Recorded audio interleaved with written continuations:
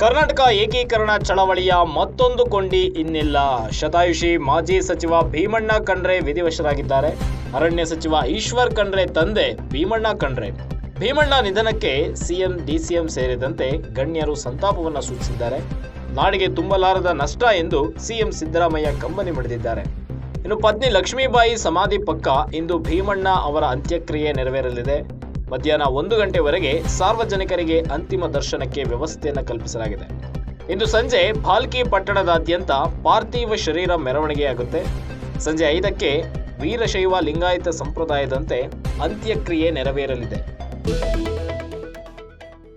ಅಖಿಲ ಭಾರತ ವೀರಶೈವ ಲಿಂಗಾಯತ ಮಹಾಸಭಾದ ಮಾಜಿ ಅಧ್ಯಕ್ಷರು, ಅರಣ್ಯ ಇಲಾಖೆ ಸಚಿವರಾದಂತಹ ಈಶ್ವರ್ ಖಂಡ್ರೆ ಅವರ ತಂದೆ ಮಾಜಿ ಸಚಿವ ಭೀಮಣ್ಣ ಖಂಡ್ರೆ ಅವರು ವಯೋಸಹಜ ಅನಾರೋಗ್ಯದಿಂದ ಬೀದರ್ನಲ್ಲಿ ನಿನ್ನೆ ರಾತ್ರಿ ನಿಧನರಾಗಿದ್ದಾರೆ. ವಯೋ ಸಂಬಂಧಿತ ಆರೋಗ್ಯ ಸಮಸ್ಯೆಗಳಿಂದ ಬಳಲ್ತಾ ಇದ್ದ ಅವರಿಗೆ ಮಲ್ಸಿ ಸ್ಪೆಷಾಲಿಟಿ ಅಂಡ್ ಸೂಪರ್ ಸ್ಪೆಷಾಲಿಟಿ ಆಸ್ಪತ್ರೆಗೆ ದಾಖಲಿಸಿ ಕೆಲವು ದಿನಗಳ ಕಾಲ ಚಿಕಿತ್ಸೆಯನ್ನು ನೀಡಲಾಗಿತ್ತು. ಚಿಕಿತ್ಸೆಗೆ ಸ್ಪಂದಿಸದ ಕಾರಣ ಅವರನ್ನು ಮನೆಗೆ ಕರೆದುಕೊಂಡು ಬಂದು ಆರೈಕೆ ಮಾಡಲಾಗ್ತಾ ಇತ್ತು. ಆದರೆ ನಿನ್ನೆ ವಿಧಿಯಾಟ ಬೇರೆಯಾಗಿತ್ತು. ನಿನ್ನೆ ರಾತ್ರಿ ಕೊನೆಯುಸಿರೆಳೆದಿದ್ದಾರೆ. ಅವರಿಗೆ ಶತಾಯುಷಿ ಅಂತಲೂ ಕೂಡ ಕರೀತಾ ಇದ್ರು, ಯಾಕಂದರೆ 102 ವರ್ಷ ವಯಸ್ಸಾಗಿತ್ತು ಅವರಿಗೆ. ಇನ್ನು ಭೀಮಣ್ಣ ಖಂಡ್ರೆ ಅವರ ಅಂತಿಮ ದರ್ಶನ ಹಾಗೂ ಅಂತ್ಯಕ್ರಿಯೆ ಇವತ್ತೇ ನೆರವೇರಲಿದೆ. ಹೀಗಂತ ಅವರ ಪುತ್ರರಾದಂತಹ ಅರಣ್ಯ ಸಚಿವ ಈಶ್ವರ್ ಖಂಡ್ರೆ ತಿಳಿಸಿದ್ದಾರೆ. ಭಾಲ್ಕಿಯ ಗಾಂಧಿಗಂಜ್ನಲ್ಲಿರುವ ಅವರ ಮನೆಯ ಸ್ವಗೃಹ ಆವರಣದಲ್ಲಿಯೇ ಇಂದು ಮಧ್ಯಾಹ್ನದವರೆಗೆ ಅಂತಿಮ ದರ್ಶನಕ್ಕೆ ಅವಕಾಶವನ್ನು ಕಲ್ಪಿಸಲಾಗಿದೆ. ಇದರ ಜೊತೆಗೆ ಭೀಮಣ್ಣ ಖಂಡ್ರೆ ಅವರ ನಿಧನಕ್ಕೆ CM Siddaramaiah, DCM DK Shivakumar ಸೇರಿದಂತೆ ಹಲವು ರಾಜಕೀಯ ನಾಯಕರು, ಗಣ್ಯರು ಸಂತಾಪವನ್ನು ಸೂಚಿಸಿದ್ದಾರೆ. ಇನ್ನು ಎಕ್ಸ್ನಲ್ಲಿ ಪೋಸ್ಟ್ ಮಾಡಿರುವ ಸಿಎಂ ಸಿದ್ದರಾಮಯ್ಯ ಅವರು, ನಾಡಿನ ಹಿರಿಯ ರಾಜಕಾರಣಿಗಳು ಆದ ಭೀಮಣ್ಣ ಖಂಡ್ರೆ ಅವರ ನಿಧನದಿಂದ ದುಃಖಿತನಾಗಿದ್ದೇನೆ ಅಂತ ಹೇಳಿ ಬರ್ಕೊಂಡಿದ್ದಾರೆ. ಶರಣ ಚಿಂತನೆಗಳ ನೆರಳಂತೆ ಬಾಳಿದ ಧೀಮಂತ ನಾಯಕನ ನಿಧನದಿಂದ ನಾಡಿಗೆ ತುಂಬಲಾರದ ನಷ್ಟವಾಗಿದೆ ಅಂತ ಹೇಳಿ ಸಿಎಂ ಸಿದ್ದರಾಮಯ್ಯ ಅವರು ಎಕ್ಸ್ನಲ್ಲಿ ಪೋಸ್ಟ್ ಮಾಡಿದ್ದಾರೆ. ಇನ್ನು 1927ರ ಜನವರಿ 8ರಂದು ಶಿವಲಿಂಗಪ್ಪ ಖಂಡ್ರೆ ಮತ್ತು ಶ್ರೀಮತಿ ಪಾರ್ವತಿ ದಂಪತಿಯ ಪುತ್ರನಾಗಿ ಇವರು ಜನಿಸ್ತಾರೆ ಭೀಮಣ್ಣ ಖಂಡ್ರೆ. ಭೀಮಣ್ಣ ಖಂಡ್ರೆ ಬಾಲ್ಕಿ ಹಿರೇಮಠದಲ್ಲಿ ಕನ್ನಡ ಶಿಕ್ಷಣ ಪಡೆದರು. ಶರಣ ತತ್ವದ ದೀಕ್ಷೆ ಪಡೆದವರು ಬಾಲ್ಯದಲ್ಲಿಯೇ ಶಿಸ್ತಿನ ಬದುಕಿಗೆ ಪೂರಕವಾದ ಎಲ್ಲಾ ಮೌಲ್ಯಗಳನ್ನು ಅಳವಡಿಸಿಕೊಂಡಿದ್ರು. ಬಾಲ್ಕಿಯಲ್ಲಿ ಪ್ರಾಥಮಿಕ ಶಿಕ್ಷಣ ಮುಗಿಸಿದ ಅವರು ಬೀದರ್ನಲ್ಲಿ ಪ್ರೌಢ ಶಿಕ್ಷಣವನ್ನು ಪಡೀತಾರೆ. ಮುನ್ಪಿ ಫಾಜಲ್ ಪರೀಕ್ಷೆಯಲ್ಲಿ ಇಡೀ ಹೈದರಾಬಾದ್ ಪ್ರಾಂತ್ಯದಲ್ಲಿ ಪ್ರಥಮ ಸ್ಥಾನವನ್ನು ಪಡ್ಕೊಳ್ತಾರೆ. ಈ ಮೂಲಕ ತಮ್ಮ ಪ್ರತಿಭೆಯನ್ನ ತೋರಿಸ್ತಾರೆ. ನಂತರ ಹೈದರಾಬಾದ್ನ ಉಸ್ಮಾನಿಯಾ ಕಾಲೇಜಿನಲ್ಲಿ ವಕಾಲತ್ ಅಧ್ಯಯನ ಪೂರ್ಣಗೊಳಿಸ್ತಾರೆ, ಅಂದರೆ ಲಾಯರ್ ಆಗಿರ್ತಾರೆ. ಕನ್ನಡದ ಜೊತೆಗೆ ಉರ್ದು, ಪಾರ್ಸಿ, ಮರಾಠಿ ಮತ್ತು ಇಂಗ್ಲಿಷ್ ಭಾಷೆಗಳಲ್ಲಿ ಪ್ರಾವೀಣ್ಯತೆಯನ್ನು ಹೊಂದಿದ್ರು ಇವರು ಭೀಮಣ್ಣ ಖಂಡ್ರೆ. ಇಂದು ನಮ್ಮನ್ನೆಲ್ಲ ಬಿಟ್ಟು ಅಗಲಿದ್ದಾರೆ. ತಂದೆಯವರು ಶತಾಯುಷಿಗಳಾದಂತಹ ಪೂಜ್ಯ ಭೀಮಣ್ಣ ಖಂಡ್ರೆ ಅವರು ಇವತ್ತು ಸಾಯಂಕಾಲ ಸಂಜೆ 10:50 ಲಿಂಗೈಕ್ಯರಾಗಿದ್ದಾರೆ. ನಮ್ಮನ್ನು ಅಗಲಿ ಹೋಗಿದ್ದಾರೆ. 15 ದಿವಸಗಳಿಂದ ಅವರ ಅನಾರೋಗ್ಯದಿಂದ ಬಳಲ್ತಾ ಇದ್ದರು. ಇವತ್ತು ಅವರ ಆರೋಗ್ಯದಲ್ಲಿ ಚೇತರಿಕೆ ಕಾಣಿಸಿಕೊಳ್ತಾ ಇತ್ತು. ಅವರು ಮತ್ತೆ ಚೇತರಿಸಿಕೊಳ್ತಾರೆ, ನಮ್ಮ ಮಧ್ಯದಲ್ಲಿ ಇರ್ತಾರೆ ಅನ್ನುವಂಥದ್ದು ನಮ್ಮೆಲ್ಲರಿಗೆ ಒಂಥರ ವಿಶ್ವಾಸ ಇತ್ತು. 102 ವರ್ಷಗಳ ಸಾರ್ಥಕ ಬದುಕನ್ನು ಅವರು ಬದುಕಿದ್ದಾರೆ.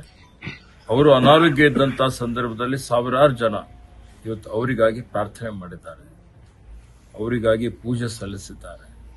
ಸುಮಾರು ಎಲ್ಲ ಮಠಾಧೀಶರು, ಪೂಜ್ಯರು, ಇಡೀ ರಾಜ್ಯದಾದ್ಯಂತ ಇರುವಂತಹ ಬ್ಯಾಂಗ್ಳೂರು, ಬೇರೆ ಬೇರೆ ಕಡೆಯಿಂದ ಸಹಿತ ಇವತ್ತು ಪೂಜ್ಯರು ಬಸವಲಿಂಗ ಪಟ್ಟದೇವರು, ಪೂಜ್ಯ ರಂಭಾಪುರಿ ಶ್ರೀಗಳು, ಕೇದಾರ್ ಶ್ರೀಗಳು, ತಿಂಗಾಲೇಶ್ವರ ಶ್ರೀಗಳು, ಪಾತಂಬ್ರ ಶ್ರೀಗಳು, ಹುಲ್ಸೂರು ಶ್ರೀಗಳು, ಅರ್ಕೂಡು ಶ್ರೀಗಳು, ಹುಬ್ಬಳ್ಳಿ 3000 ಮಠ ಶ್ರೀಗಳು, ಇಲ್ಕಲ್ ಶ್ರೀಗಳು, ಹೀಗಾಗಿ ಸ್ಥಳೀಯ ಎಲ್ಲಾ ಶ್ರೀಗಳ ಒಂದು ಹಾರೈಕೆ, ಅವ್ರದ್ದೆಲ್ಲರ ಒಂದು ಆಸೆ. ಯಾಕೆಂದರೆ ಅವರೆಲ್ಲರ ಒಂದು ಆಶೀರ್ವಾದ ಇವತ್ತು ಅವ್ರು ಖುದ್ದಾಗಿ ಸ್ವಯಂ ಇಚ್ಛೆಯಿಂದ ಅವ್ರ ಜೊತೆಯಲ್ಲಿ ಸಾವಿರಾರು ಜನ ಅವರ ಅಭಿಮಾನಿಗಳು ಸ್ವಯಂ ಇಚ್ಛೆಯಿಂದ ಬಂದು ಅವರಿಗೆ ಇವತ್ತು ಅವರ ಆರೋಗ್ಯ ವಿಚಾರಣೆ ಮಾಡಿ ಬಹಳಷ್ಟು ಅವ್ರ ಬಗ್ಗೆ ವಿಶೇಷವಾಗಿ ಅವರು ಮಾತನಾಡಿ ಹೋಗಿದ್ದು ನಮ್ಮ ಪರಿವಾರದವರು ಎಲ್ಲರೂ ಮರೀಲಿಕ್ಕೆ ಸಾಧ್ಯ ಇಲ್ಲ. ಖಂಡ್ರೆ ಪರಿವಾರದ ವತಿಯಿಂದ ಇವತ್ತು ನಾನಿದ್ದೇನೆ, ನಮ್ಮ ತಮ್ಮನಾದಂಥ ಅಮರ್ ಖಂಡ್ರೆ ಅವರಿದ್ದಾರೆ, ನನ್ನ ಮಗನಾದಂಥ ಗುರುಪ್ರಸಾದ್ ಖಂಡ್ರೆ ಅವರು, ಸಂಸದರಾದಂಥ ಸಾಗರ್ ಖಂಡ್ರೆ ಅವರು, ಲಿಂಗು ಖಂಡ್ರೆ ಅವರು, ಇತರ ಎಲ್ಲ ನಮ್ಮ ಖಂಡ್ರೆ ಪರಿವಾರದ ಎಲ್ಲ ನಮ್ಮ ಅಕ್ಕ ತಂಗಿ, ನಮ್ಮ ಭಾವಂದಿರು ಎಲ್ಲರೂ ಇವತ್ತು ಇಡೀ ಸಮಾಜಕ್ಕೆ, ಇಡೀ ಮಠಾಧೀಶರಿಗೆ, ಇಡೀ ಎಲ್ಲ ಅವರ ಅಭಿಮಾನಿಗಳೇ ಚಿರಋಣಿಯಾಗಿದ್ದೇವೆ. ಅವರಿಗೆ ನಮ್ಮ ಕೃತಜ್ಞತೆಗಳನ್ನು ಸಲ್ಲಿಸ್ತಾ ಇದ್ದೇವೆ. ನಾಳೆ ಸಾಯಂಕಾಲ 5 ಗಂಟೆಗೆ ಪಾಲ್ಕಿಯಲ್ಲಿ ಶಾಂತಿಧಾಮ ನಮ್ಮ ತಾಯಿಯವರ ಸಮಾಧಿಯ ಪಕ್ಕದಲ್ಲಿ ಇವತ್ತು ನಮ್ಮ ತಂದೆಯವರಾದ ಪೂಜ್ಯ ಭೀಮಣ್ಣ ಖಂಡ್ರೆ ಅವರ ಅಂತ್ಯಕ್ರಿಯೆ ಇವತ್ತು ಆಗೋದಿದೆ. ನಾಳೆ 5 ಗಂಟೆಗೆ ಅಂತ ಹೇಳಿ ನಾನು ಅವರ ಅಭಿಮಾನಿಗಳಿಗೆ ಹೇಳಲಿಕ್ಕೆ ಬಯಸ್ತೇನೆ. ಅವರೆಲ್ಲ ನಮ್ಮ ಕಾಂಗ್ರೆಸ್ ಪಕ್ಷದ ಹಿರಿಯ ಮುಖಂಡರು ಬಹಳಷ್ಟು ಜನ ಬರ್ತಾರೆ. ಸಿಎಂ ಬರ್ಬೋದು ಸರ್. ತಾವು ಒಂದು ಸಮಾಜ ಶಕ್ತಿ ಆಗಿದ್ರು ಸರ್. ಇವತ್ತು ಆ ಶಕ್ತಿನ ನೋಡಿ, ನಮ್ಮ ತಂದೆಯವರೇ ನನಗೆ ರೋಲ್ ಮಾಡೆಲ್. ಇವತ್ತು ನಾನು ಈ ಒಂದು ಮಟ್ಟಕ್ಕೆ ಬೆಳೆದಿದ್ದೇನೆ. ಸಚಿವನಾಗಿ ಸೇವೆ ಮಾಡ್ತಾ ಇದ್ದೇನೆ. 4 ಸಲ ಶಾಸಕನಾಗಿ ಸೇವೆ ಮಾಡಿದ್ದೇನೆ. ಇವತ್ತಂತ ಹೇಳಿದರೆ ಅವರು ನಮಗೆ ಬಾಲ್ಯದಿಂದಲೇ ಒಬ್ಬ ಹೋರಾಟಗಾರರು. ಅವರು ಅನ್ಯಾಯದ ವಿರುದ್ಧ ಹೋರಾಟ ಮಾಡಿದಂಥವ್ರು, ಇದ್ದದ್ದು ಇದ್ದ ಹಾಗೆ ಹೇಳಿದಂಥವ್ರು, ನಿರ್ಭೀಡೆಯಿಂದ ನಿರ್ಭೀತಿಯಿಂದ ಇವತ್ತು ಅವರು ಸಮಾಜದಲ್ಲಿ ಕಳಕಳಿ ಇಟ್ಟುಕೊಂಡು ಸ್ವಾತಂತ್ರ್ಯಕ್ಕಾಗಿ ಹೋರಾಟ ಮಾಡಿದ್ದಾರೆ. ನೈಜಾಮನ ವಿರುದ್ಧ ಹೋರಾಟ ಮಾಡಿದ್ದಾರೆ. ಅನ್ಯಾಯದ ವಿರುದ್ಧ ಹೋರಾಟ ಮಾಡಿದ್ದಾರೆ. ರೈತರಿಗಾಗಿ, ಬೀದರ್ ಜಿಲ್ಲೆ, ಕಲ್ಯಾಣ ಕರ್ನಾಟಕಕ್ಕಾಗಿ, ಶೈಕ್ಷಣಿಕ ಕ್ಷೇತ್ರದಲ್ಲಿ ಅವರು ಮಾಡಿದಂತಹ ಸಾಧನೆ ಅಪಾರವಾದಂಥದ್ದು. ಇವತ್ತು ನಾವೆಲ್ಲ ಹೇಳ್ಬೋದು, ನಮಗೆಲ್ಲ ರೆಡಿಮೇಡ್ ಪ್ಲಾಟ್ಫಾರ್ಮ್ ಸಿಕ್ಕಿದೆ. ಆದರೆ ಅವರು ಸ್ವಯಂ ಶಕ್ತಿಯಿಂದ, ಸ್ವಯಂ ಬಲದಿಂದ ಇವತ್ತು ಒಂದು ರೀತಿಯಲ್ಲಿ ಆ ಹೋರಾಟನೇ ಬಹಳ ಅತ್ಯಂತ ರೋಮಾಂಚನವಾದಂತಹ ಒಂದು ಹೋರಾಟ ಅಂತ ಹೇಳಿ ಹೇಳ್ಬೋದು. ಇವತ್ತು ಅನೇಕ ಕೈಗಾರಿಕೆ, ಕೃಷಿ ಆಧಾರಿತ ಕೈಗಾರಿಕೆಗಳನ್ನು ಸ್ಥಾಪನೆ ಮಾಡಿ ಸಾವಿರಾರು ಜನರಿಗೆ ಉದ್ಯೋಗ ಕೊಡಿಸುವಂತ ಕೆಲಸ ಮಾಡಿದ್ದಾರೆ. ಅವರ ಒಂದು ಚಾರಿತ್ರ್ಯ, ಅವರ ಮಾತುಗಳು, ರಾಷ್ಟ್ರೀಯತೆ, ರಾಷ್ಟ್ರಭಕ್ತಿ, ರಾಷ್ಟ್ರ ಪ್ರೇಮ, ಸಮಾಜ ಪ್ರೇಮ, ಅಖಿಲ ಭಾರತ ವೀರಶೈವ ಲಿಂಗಾಯತ ಮಹಾಸಭೆ ಅಧ್ಯಕ್ಷರಾಗಿ ಸಮಾಜವನ್ನು ಒಗ್ಗೂಡಿಸುವಂತಹ ಒಂದು ಕೆಲಸವನ್ನು ಮಾಡಿ, ಸಮಾಜ ಒಗ್ಗೂಡಿಸಿದ್ರೆ ಇತರರಿಗೂ ತನ್ನ ಜೊತೆಯಲ್ಲಿ ತೆಗೆದುಕೊಂಡು ಹೋಗಬಹುದು ಅನ್ನುವಂತಹ ಒಂದು ದೃಢವಾದಂತಹ ಅವರ ಒಂದು ತೀರ್ಮಾನ, ಒಂದು ನಿರ್ಣಯ ಇವತ್ತಿಗೂ ರಾಜ್ಯದಾದ್ಯಂತ, ದೇಶದಾದ್ಯಂತ ಸುತ್ತಾಡಿ ಸಂಘಟನೆ ಮಾಡಲಿಕ್ಕೆ ಪ್ರಯತ್ನ ಮಾಡಿದಂತವರು ಅನೇಕ ಹಲವಾರು ಅಸಾಧ್ಯವಾದಂತಹ ಅನೇಕ ಕೆಲಸ ಕಾರ್ಯಗಳನ್ನು ಮಾಡಿದ್ದಾರೆ. ಕಾಂಗ್ರೆಸ್ ಪಕ್ಷದ ಒಬ್ಬ ನಿಷ್ಠಾವಂತ ಮುಖಂಡರಾಗಿ ಪಕ್ಷಕ್ಕಾಗಿ, ಸಂಘಟನೆಗಾಗಿ ದುಡಿದಿದ್ದಾರೆ. ಇವತ್ತು ಶಾಸಕರಾಗಿ, ವಿಧಾನ ಪರಿಷತ್ ಸದಸ್ಯರಾಗಿ, ಅವರು ಇವತ್ತು ಸಚಿವರಾಗಿ, ವೀರಪ್ಪ ಮೊಯ್ಲಿಯವರ ಸಚಿವ ಸಂಪುಟದಲ್ಲಿ ಸಾರಿಗೆ ಸಚಿವರಾಗಿಯೂ ಅವರು ತಮ್ಮದೇ ಆದಂತಹ ವಿಶಿಷ್ಟವಾದಂತಹ ಕೊಡುಗೆಯನ್ನು ಕೊಟ್ಟಿದ್ದಾರೆ. ಬೀದರ್ ಜಿಲ್ಲೆ ಈ ಭಾಗದ ಅಭಿವೃದ್ಧಿಯಲ್ಲಿ, ಎಲ್ಲಾ ಅಭಿವೃದ್ಧಿಯಲ್ಲಿ ಅವರ ಒಂದು ಕೊಡುಗೆ ಇದೆ ಬಹಳಷ್ಟು ಮಟ್ಟಿಗೆ. ಹೀಗಾಗಿ ಅಂತ ಒಬ್ಬ ಮಹಾಪುರುಷರ ಸುಪುತ್ರನಾಗಿದ್ದಂಥದ್ದು ನನ್ನ ಭಾಗ್ಯ ಅಂತ ಹೇಳಿ ನಾನು ತಿಳ್ಕೊಂಡಿದ್ದೇನೆ. ಅವರು ತೋರಿಸಿಕೊಟ್ಟಂತ ದಾರಿಯಲ್ಲಿ ನಡೀಲಿಕ್ಕೆ ಪ್ರಾಮಾಣಿಕವಂತ ಪ್ರಯತ್ನ ನಾವೆಲ್ಲ ಮಾಡ್ತೇವೆ. ಅದಕ್ಕೆ ಇವತ್ತು ಅವರ ಅಭಿಮಾನಿಗಳು, ಅವರ ಬಹಳಷ್ಟು ಜನ, ಅವರ ಸ್ನೇಹಿತರು, ಪೂಜ್ಯರೆಲ್ಲ ಇದ್ದಾರೆ. ಎಲ್ಲರೂ ಇವತ್ತಿನ ದಿವಸ ಅವರಿಗೆ ಒಂದು ಆತ್ಮಕ್ಕೆ ಶಾಂತಿ ಕೋರಬೇಕು ಅಂತ ಹೇಳಿ ನನ್ನ ಪರವಾಗಿ ನಾಡಿನ ಜನತೆಗೆ ನಾನು ವಿನಂತಿಯನ್ನು ಮಾಡ್ತೇನೆ. ಅವರ ಕಟ್ಟಿದಂತ ಸುಮಾರು ಜನ ಮಹಾಪುರುಷರು ಮಹಾಸಭೆಯಲ್ಲಿ ಸೇವೆಯನ್ನು ಮಾಡಿದ್ದಾರೆ. ಶತಾಯುಷಿಗಳಾದಂತಹ ಪೂಜ್ಯ ಶಿವಕುಮಾರ ಮಹಾಸ್ವಾಮಿಗಳು ಮಹಾಸಭೆ ಅಧ್ಯಕ್ಷರಾಗಿದ್ದರು.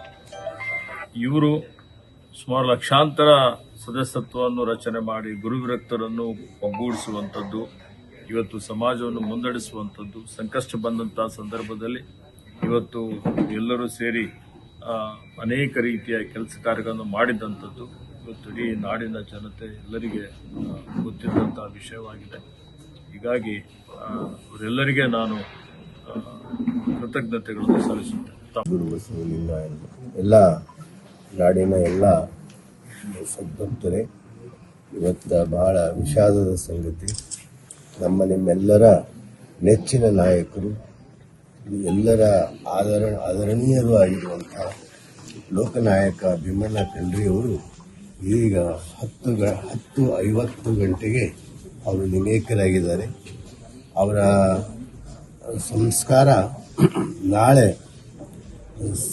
ಸಾಯಂಕಾಲ, ಅಂದರೆ ನಾಳೆ 17 ಜನವರಿ ಸಾಯಂಕಾಲ 5 ಗಂಟೆಗೆ ಅವರ ವಿಧಿವಿಧಾನ ಸಂಸ್ಕಾರ ನಡೀತಾ ಇದೆ. ಸರ್ಕಾರದ ಗೌರವದೊಂದಿಗೆ. ಅದಕ್ಕೆ ಅವರು ಜಾತ್ಯತೀತವಾಗಿ ನಾಡಿನ ಎಲ್ಲರ ಪ್ರೀತಿಗೆ ಪಾತ್ರರಾಗಿದ್ದರು. ಅಂಥವರು ನಮ್ಮೆಲ್ಲರ ಅಗಲಿಕೆಯಿಂದ ನಮ್ಮೆಲ್ಲರಿಗೆ ಅತ್ಯಂತ ದುಃಖ ಆಗಿದೆ. ಒಬ್ಬ ನಾಡಿನ ಶ್ರೇಷ್ಠ ಮತ್ತು ಎಲ್ಲರ ಹೃದಯದಲ್ಲಿ ವಿರಾಜಮಾನವಾಗಿರುವಂಥವರು ಇವತ್ತು ನಾವು ಕಳ್ಕೊಂಡಿವಿ. ಅವರಿಂದ ತುಂಬಲಾರದಂಥ ಹಾನಿಯನ್ನು ಸಮಾಜ ಅನುಭವಿಸಿದೆ. ಅದಕ್ಕೆ ಅವರು ರಾಜಕೀಯವಾಗಿ, ಧಾರ್ಮಿಕವಾಗಿ, ಸಾಮಾಜಿಕವಾಗಿ, ಶೈಕ್ಷಣಿಕವಾಗಿ ಮತ್ತು ಅಖಿಲ ಭಾರತ ವೀರಶೈವ ಮಹಾಸಭೆಯ ಅಧ್ಯಕ್ಷರಾಗಿ ಹಲವಾರು ರೀತಿಯಿಂದ ಅವರು ಸಮಾಜ ಸೇವೆ ಸಲ್ಲಿಸಿರುವುದು ನಿಮ್ಮೆಲ್ಲರಿಗೆ ಗೊತ್ತಿರುವಂಥ ಸಂಗತಿಯೇ. ಅಂಥ ಪೂಜ್ಯರ ಅಗಲಿಕೆ ನಮ್ಮೆಲ್ಲರಿಗೆ ದುಃಖವನ್ನು ತಂದಿದೆ. ಅವರೆಲ್ಲ ಕುಟುಂಬದವರಿಗೆ ದುಃಖ ತಡೆಕೊಳ್ಳುವಂಥ ಶಕ್ತಿ ಆ ಗುರು ಬಸವಣ್ಣನವರು ಕೊಡಲಿ ಅಂತ ನಾನು ಪ್ರಾರ್ಥಿಸಿ, ಅವರು ನಾಳೆ 5 ಗಂಟೆಗೆ ಅವರ ಸಂಸ್ಕಾರಕ್ಕೆ ನೀವೆಲ್ಲರೂ ಭಾಗಿಯಾಗೋಣ ಅಂತ ಹೇಳಿ, ಯಾವ ಪದ್ಧತಿ ಪ್ರಕಾರ ನಡೀತದೆ? ಅವ್ರ ಪ್ರಕಾರ ಲಿಂಗಾಯತ ಧರ್ಮದ ಪ್ರಕಾರ ಅವರ ವಿಧಿವಿಧಾನ ನಡೀತಾ ಇದೆ. ಅದಕ್ಕೆ ಆ ಎಲ್ಲ ಪೂಜ್ಯರ ನೇತೃತ್ವದಲ್ಲಿ ಲಿಂಗಾಯತ ಧರ್ಮದ ಪ್ರಕಾರ ಅವರು ವಿಧಿವಿಧಾನ ನಡೀತಾ ಇದೆ. ತಾವೆಲ್ಲರೂ ಅಪ್ಪುಗಳು ಈಗ ಮಠದ ಜೊತೆಗೆ ಅವಿನಾಭಾವ ಸಂಬಂಧ ಹೊಂದಿದ್ರು, ಶಿಕ್ಷಣ ಕ್ರಾಂತಿ ದೊಡ್ಡಪ್ಪವ್ರ ಜೊತೆಗೂ ಬಹಳ ಒಡನಾಟ ಇತ್ತು. ಒಂದೇ ಮಾತಿನಲ್ಲಿ ಹೇಳಬೇಕಾದ್ರೆ ಭಾಲ್ಕಿ ಮಠ, ಖಂಡ್ರೆ ಮನೆತನ ಒಂದು ನಾಣ್ಯದ 2 ಮುಖಗಳಂತೆ ಕಾರ್ಯ ಮಾಡ್ತಾ ಬಂದಿದೆ. ಅವರು ಪ್ರತಿಯೊಂದು ಕಾರ್ಯದಲ್ಲಿ ಚನ್ನಬಸವ ಪಟ್ಟದೇವರ ಒಂದು ಸಂಕಲ್ಪಕ್ಕೆ ಅವರು ಎಡಗೈಯಾಗಿ ಬಲಗೈಯಾಗಿ ಅವರು ದುಡಿದಿದ್ದಾರೆ.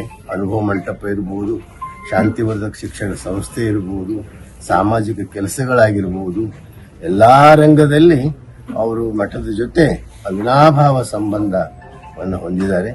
ಅದಕ್ಕೆ ಅಂಥ ಹಿರಿಯರು, ಅನುಭಾವಿಗಳು, ನಮ್ಮೆಲ್ಲರಿಗೂ ಪೂಜ್ಯರು ಆಗಿರುವಂಥ ಖಂಡ್ರೆಯವರು, ಭೀಮಣ್ಣ ಖಂಡ್ರೆಯವರು ಲಿಂಗೈಕ್ಯಾಗಿದ್ದು ನಮ್ಮೆಲ್ಲರಿಗೆ ದುಃಖವನ್ನು ಉಂಟು ಮಾಡಿ, ಚನ್ನಬಸವ ಪಟ್ಟದೇವರೇ ಅವರಿಗೆ ಲೋಕನಾಯಕ ಅನ್ನುವಂಥ ಒಂದು ಬಿರುದನ್ನು ಕೊಟ್ಟು ನಿಜವಾಗಿ ಅರ್ಥದಲ್ಲಿ ಲೋಕನಾಯಕರೇ ಹೌದವರು. ಪ್ರತಿಯೊಂದು ವೇದಿಕೆ ಮೇಲೆ ಲೋಕನಾಯಕ ಭೀಮಣ್ಣ ಖಂಡ್ರೆ ಅವರಿಗೆ ಜಯವಾಗಲಿ ಅಂತ ಅವರು ಜಯಘೋಷ, ನಮ್ಮ ಗುರುಗಳು ಸ್ವತಃ ಗುರುಗಳು ಎದ್ದು ನಿಂತು ಅವ್ರು ಜಯಘೋಷ ಹಾಕ್ತಿದ್ರು. ನಾವೆಲ್ಲ ಕಣ್ಣಾರೆ ಕಂಡಿದ್ವಿ, ನೋಡಿದ್ವಿ. ಮಠಕ್ಕೂ ಕೂಡ ಅಪಾರ ನಷ್ಟ ಆಗಿದೆ. ಹೌದೌದು, ಎಲ್ಲ ಮಠಕ್ಕೂ ಆಗಿದೆ, ನಾಡಿಗೂ ಆಗಿದೆ, ಧರ್ಮಕ್ಕೂ ಆಗಿದೆ. ಎಲ್ಲ ರಂಗದಲ್ಲಿ ಅವ್ರಿಗೆ ನಮ್ಗೆ ಅಪಾರ ನಷ್ಟ, ಸಮಾಜಕ್ಕೂ ನಷ್ಟ ಆಗಿದೆ. ಅಂಥ ನಷ್ಟ ಆಗಿದೆ. ಅದು ನಮ್ಮ ನಾಡಿಗೆ ನಾಡೇ ದುಃಖ ಸಂತಾಪದಲ್ಲಿ ಇದೆ. ಆದ್ದರಿಂದ ಅಂಥ ಖಂಡ್ರೆಯವರ ಆತ್ಮಕ್ಕೆ ಶಾಂತಿ ಸಿಗಲಿ ಅಂತ ನಾನು ಪ್ರಾರ್ಥಿಸ್ತಾ ಇದ್ದೀನಿ. ಶಾಂತಿವರ್ಧಕ ಶಿಕ್ಷಣ ಸಂಸ್ಥೆ ಪೂಜ್ಯ ಡಾಕ್ಟರ್ ಚನ್ನಬಸವ ಪಟ್ಟದೇವರು ಸ್ಥಾಪನೆ ಮಾಡಿರ್ತಕ್ಕಂಥದ್ದು ಮತ್ತಿಷ್ಟು ಅದು ಬಹಳ ಒಂದು ರಾಷ್ಟ್ರ, ಅಂತಾರಾಷ್ಟ್ರ ಮಟ್ಟಕ್ಕೆ ಒಂದು ಅನೇಕ ವಿದ್ಯಾರ್ಥಿಗಳು ಎಲ್ಲ ರೀತಿಯಿಂದ ಸ್ಪರ್ಧೆ ಆಗಲಿಕ್ಕೆ ಲೋಕನಾಯಕ ಭೀಮಣ್ಣ ಖಂಡ್ರೆ ಕೊಡುಗೆ ಇದೆ. ಸಾಮಾಜಿಕ ರಂಗದಲ್ಲಿ ಅವ್ರ ಅಗಾಧ ಕೊಡುಗೆ ಇದೆ. ಧಾರ್ಮಿಕ ರಂಗದಲ್ಲಿ ವಿಶೇಷವಾಗಿ ಅಖಿಲ ಭಾರತ ವೀರಶೈವ ಮಹಾಸಭಾ ಅವರ ಅಧ್ಯಕ್ಷರ ಆಗಿದಾಗ ಒಂದು ಕಚೇರಿ ಕೂಡ ಇರಲಿಲ್ಲ, ಬಾಡಿಗೆ ಇಲ್ಲಿ ಇಟ್ಕೊಂಡು ಅದು ವೀರಶೈವ ಮಹಾಸಭಾದ ಕಚೇರಿ. ಬೆಂಗಳೂರಲ್ಲಿ ಆರ್ಟ್ ಆಫ್ ಸಿಟಿಯಲ್ಲಿ ಜಮೀನು ಖರೀದಿ ಮಾಡಿ ಒಂದು ವೀರಶೈವ ಮಹಾಸಭಾದ ಒಂದು ದೊಡ್ಡ ಕಟ್ಟಡವನ್ನು ಮಾಡಿ ಗುರು ವಿರಕ್ತರನ್ನು ಕೂಡಿಸಿದ ಹೆಗ್ಗಳಿಕೆ ಅದು ಲೋಕನಾಯಕ ಭೀಮಣ್ಣ ಖಂಡ್ರೆಯವರಿಗೆ ಸಲ್ತದೆ. ಅಂಥ ಒಂದು ಮತ್ತೆ ಸೂರ್ಯ ಹೋಗಾಗ ಚಂದ್ರ ಕೊಟ್ಟು ಹೋಯ್ತಾನೆ, ಅದನ್ನೆಲ್ಲ ಮುಂದೆ ಸನ್ಮಾನ್ಯರಾದ ಈಶ್ವರ್ ಖಂಡ್ರೆ ಅವರಿಗೆ, ಸಾಗರ್ ಖಂಡ್ರೆ ಅವರಿಗೆ ಮತ್ತು ಅದು ಒಂದು ದಿವ್ಯ ಜ್ಯೋತಿ ಅವರು ಮತ್ತೆ ಮುಂದುವರಿಸ್ತಾ ಇದ್ದಾರೆ. ಈಗಾಗಲೇ ಎಲ್ಲ ನಾವು ನೋಡ್ತಾ ಇದ್ದೀವಿ ರಾಜ್ಯದಲ್ಲಿ ಅವ್ರ ಸೇವೆ ಮುಂದಿನ ಅಂದ್ರೆ ಸಂಸ್ಕಾರ ಕೊಟ್ಟಿದ್ದಾರೆ ಮಕ್ಕಳಿಗೆ, ಮೊಮ್ಮಕ್ಕಳಿಗೆ. ಅವ್ರದ್ದು ಇವತ್ತಿನ ದಿನ ಅಂತಿಮ ದರ್ಶನ. ಇಲ್ಲಿ ಅನೇಕರು ಅವ್ರ ಹಿತೈಷಿಗಳು, ಇಲ್ಲಿ ಪಕ್ಷಾತೀತ, ಜಾತ್ಯತೀತ ಎಲ್ಲರ ಪ್ರೀತಿ ಗಳಿಸ್ಯಾರ. ಎಲ್ಲರೂ ಬಾಲ್ಕಿದಾಗ ಒಂದು ರೀತಿ ಇದು ಎಲ್ಲರಿಗೂ ಇದೊಂದು ಕಣ್ಣೀರು. ಇಂಥ ಒಂದು ಇದಕ್ಕೆ ಎಲ್ಲರೂ ಬಂದು ಅಂತಿಮ ದರ್ಶನವನ್ನು ಈಗ ಆರಂಭ ಆಗ್ತದೆ.